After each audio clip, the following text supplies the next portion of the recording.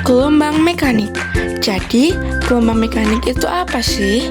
Gelombang mekanik adalah gelombang yang membutuhkan medium untuk merambat. Jadi, jika tidak ada medium, maka gelombang mekanik tidak akan pernah terjadi. Mekanik memiliki 4 gejala. Yang pertama, refleksi. Yang kedua, difraksi. Yang ketiga, interferensi. Dan yang keempat, refraksi. Bagaimana sih bentuknya? Yuk kita ke percobaannya. Dan bahan yang perlu disiapkan. Yang pertama adalah wadah. Yang kedua, styrofoam yang sudah dibentuk. Yang ketiga, sedotan atau pipet. Yang keempat, pulpen. Dan yang kelima, pewarna makanan beserta air. Kita mulai bagaimana proses untuk melihat gejala gelombang mekanik. Pertama-tama, kita tuangkan air ke dalam wadah. Setelah itu, tuangkan beberapa tetes pewarna makanan agar pada saat melihat gelombang dapat terlihat jelas. Adalah refleksi atau gelombang dapat dipantulkan. Gelombang dapat dipantulkan apabila mengenai media pantul atau penghalang yang keras. Namun, jika penghalangnya lunak, maka gelombang akan diserap, bukan dipantulkan.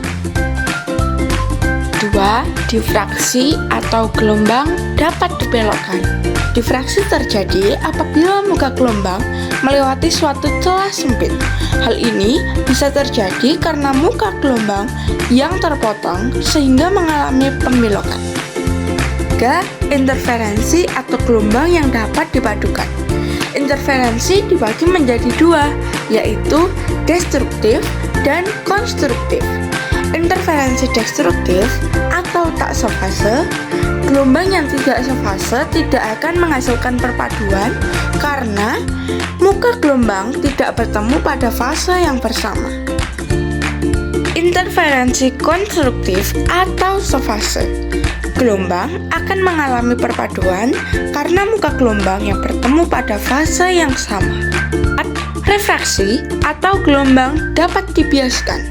Pembiasan yang terjadi karena sinar yang datang dari medium renggang ke medium rapat dengan sudut tertentu akan membelok mendekati garis tegak lurus bidang batas antara udara dan air. Yang terakhir, kesimpulan.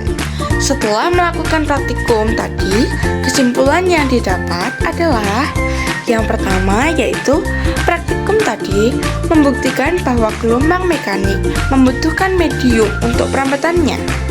Yang kedua, semakin sempit celah karton yang digunakan, maka semakin pendek gelombang yang akan dihasilkan. Begitupun sebaliknya, semakin lebar celah karton yang digunakan, maka panjang gelombang akan semakin panjang.